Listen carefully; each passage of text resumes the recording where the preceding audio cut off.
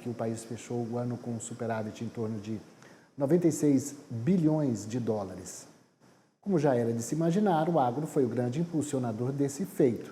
Entre as principais commodities exportadas estão a soja, com 51 bilhões e 200 milhões de dólares, o petróleo bruto, com 38 bilhões e 800 milhões de dólares, o minério de ferro, 27 bilhões de dólares, vem o açúcar de novo, aí nosso produto do agro, com quase 14 bilhões de dólares, milho com 12 bilhões e 300 milhões de dólares e o farelo de soja com pouco mais de 11 bilhões de dólares. Para comentar o resultado da balança comercial, que teve superávit de 96 bilhões de dólares ano passado, e o papel do agro nessa conta, vamos conversar agora com o meu querido amigo economista da FGV Agro, Felipe Serigatti, que aceitou vir mais cedo essa semana para comentar esse show que o agro deu aí na balança comercial. Oficialmente vai ser divulgado, mas ontem parece que o vice-presidente Alckmin já andou contando isso. Boa tarde, Valtero, tudo bom? Um ótimo 2024 para você, para todo mundo que está nos assistindo, nos ouvindo. Muito bom. Pois é, então foram divulgados números da balança comercial, números ainda provisórios, mas fecha, a quarta semana de dezembro, então o que sobra é algo extremamente residual, De qualquer forma, já está claro, nós estamos falando de um saldo comercial de 96 bilhões de dólares, vamos arredondar, quase que 100 bilhões de dólares. É coisa pra caramba. Então são pouquíssimos os países que conseguem ter um saldo comercial dessa magnitude. Por trás desses números, nós temos alguns pontos importantes. De um lado, uma expansão nas exportações, o agro ganha destaque, não está isolado, mas de fato é o destaque, mas também merece a gente mencionar aqui a participação do petróleo e do minério de ferro. Então, vamos lá, em geral, dessa pauta exportadora, a gente está concentrado de fato em commodities. Mas outro ponto importante que explica esse saldo comercial, recorde, é uma redução das importações, Por mais que às vezes o senso comum considere ali que você importar menos significa que você está utilizando mais dos recursos internos, estão demandando mais de fornecedores aqui no mercado doméstico, às vezes pode ser uma situação diferente, Olha, você vai importar mais quando você estiver crescendo mais. Então, se a economia está mais aquecida, aumenta a demanda, tanto por produtos produzidos localmente, como também por produtos importados, produtos finais ou matérias-primas, insumos de produção, bens intermediários. E foi, de certa forma, isso que explicou essa redução das importações. Tirando fatores isolados, por exemplo, a importação de trigo que nós tivemos ali em 2022, e aí em 2023 a gente acabou importando menos trigo, o resultado disso então ajudou a reduzir as importações totais brasileiras. Tirando os fatores pontuais, um ponto que vale a pena a gente colocar é que a economia brasileira, embora terá crescido algo em torno de 2,7%, 2,9% em 2023, esse crescimento foi concentrado, de um lado, na produção agropecuária, do outro lado, também concentrado na expansão dos gastos do governo, devido ali à PEC da transição, Mas, por exemplo, a indústria, principalmente a indústria de transformação, quando você tira a indústria extrativa, ela não conseguiu acompanhar no mesmo ritmo, E essa indústria seria que importaria ali um volume importante de peças, partes, componentes do resto do mundo. Como a indústria não conseguiu desenvolver um bom ritmo de crescimento, acabou importando menos. Ou seja, por trás desse saldo comercial tem uma ótima notícia associada ao universo agro e a produção de commodities energéticas e minerais. Do outro lado, também teve um crescimento bem abaixo, com um fôlego bem menor da nossa indústria de transformação. Você tocou no ponto que eu vou perguntar agora. Tudo bem, a gente é um líder de commodity, somos respeitados, estamos incrementando, exportando, mas a gente não tem que começar.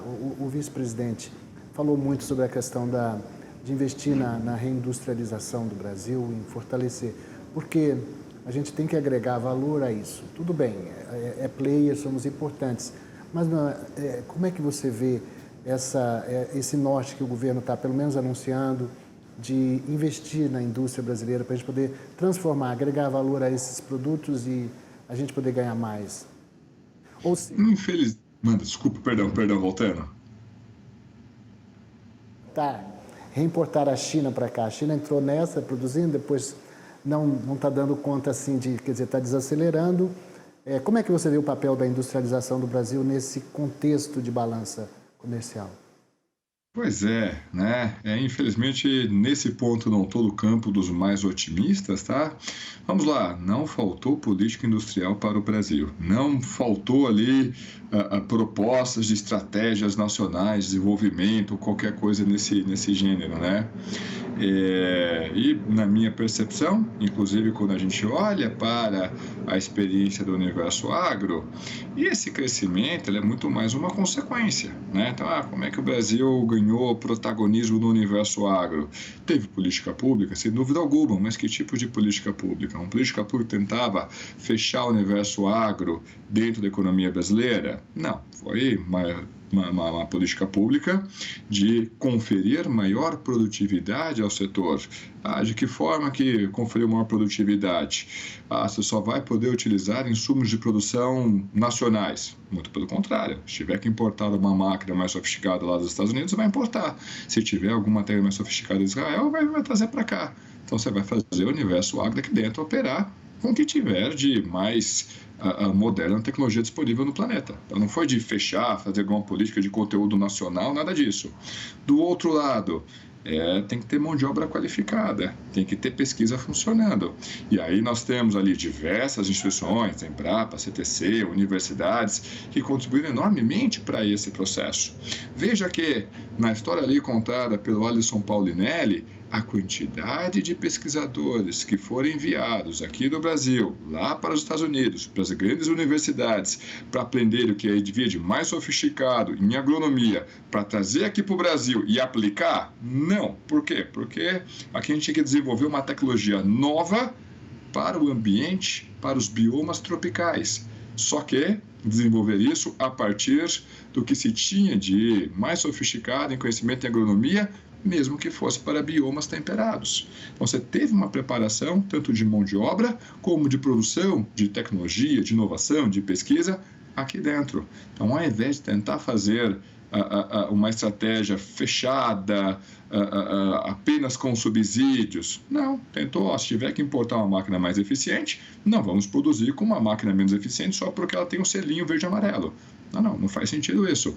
Mas o que é isso? A gente quer produzir máquinas e equipamentos aqui no Brasil? Temos que ter mão de obra qualificada, temos que ter produção de tecnologia, temos que ter pesquisa. Para isso a gente tem que ter pesquisadores. Vamos formar os melhores pesquisadores na área de conhecimento que a gente precisa.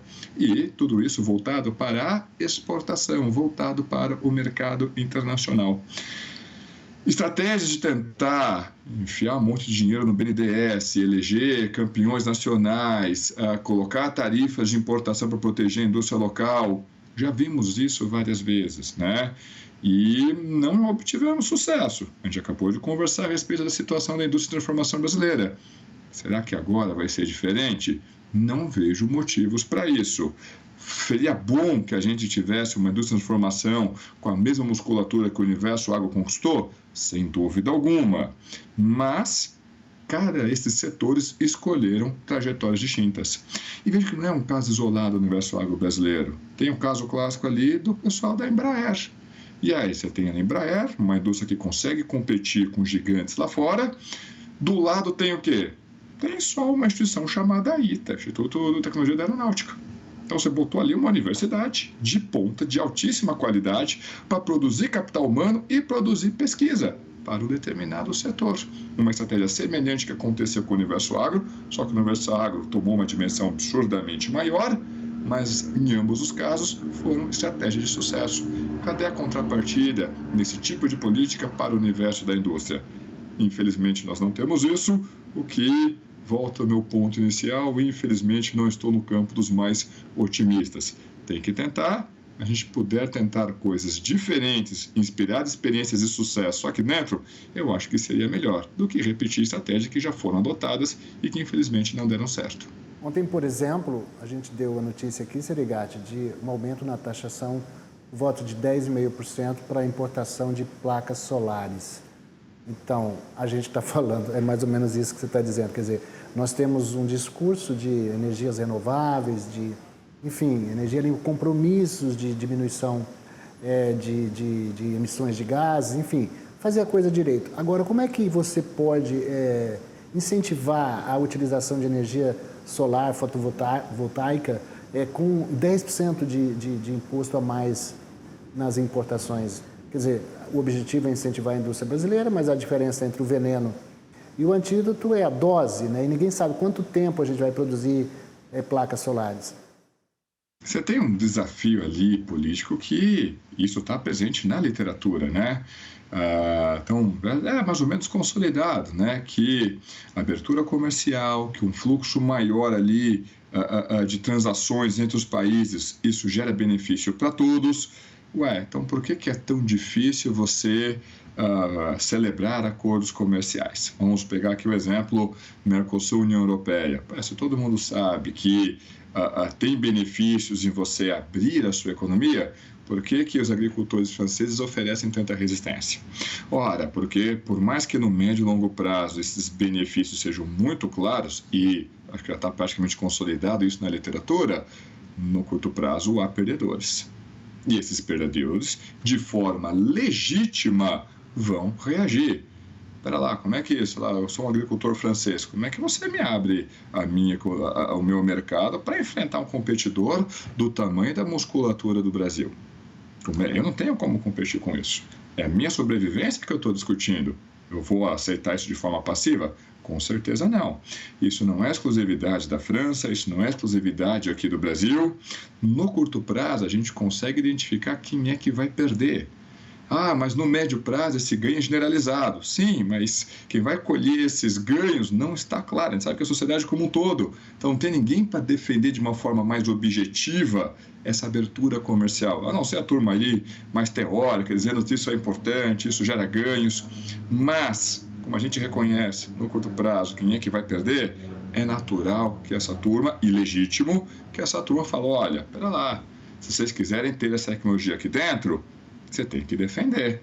Se deixar lá fora alguém que já recebeu subsídios, alguém que já percorreu ali um longo trecho dessa estrada, que já acumulou musculatura, como eu, uma indústria nascente, vou conseguir competir. Tem ali a sua lógica e é legítimo. O problema é que nós temos diversos segmentos que atuam como indústria nascente há muito tempo, pelo menos desde o nosso amigo Juscelino Kubitschek, e outros que, mesmo que essa estratégia já tenha perdido fôlego, agora para você reverter é muito complicado.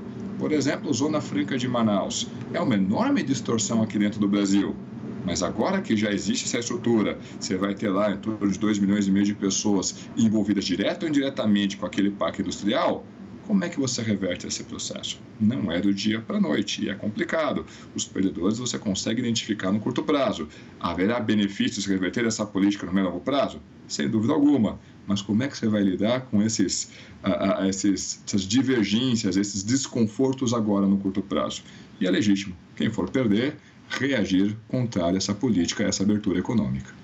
Felipe Serigati, muito obrigado pela sua participação aqui. Mais uma vez, feliz ano novo. Vamos chegar então certamente aos 100 bilhões de dólares daqui a pouquinho. Em 2002 eram 5 bilhões. Me lembro que fiz uma entrevista naquela época com Sérgio Amaral, que era o ministro do Desenvolvimento Exterior, Comércio, e naquela época já era assim um grande feito, mas em 20 anos a gente mais que quintuplicou, não, mais que 20 vezes mais, né? Isso. É incrível, sair de 5 para quase 100 bilhões de dólares. Obrigado, querido. Um grande abraço para você, um ano cheio de paz, saúde e bons negócios. Para todos nós, grande abraço, Valteno, tudo de bom.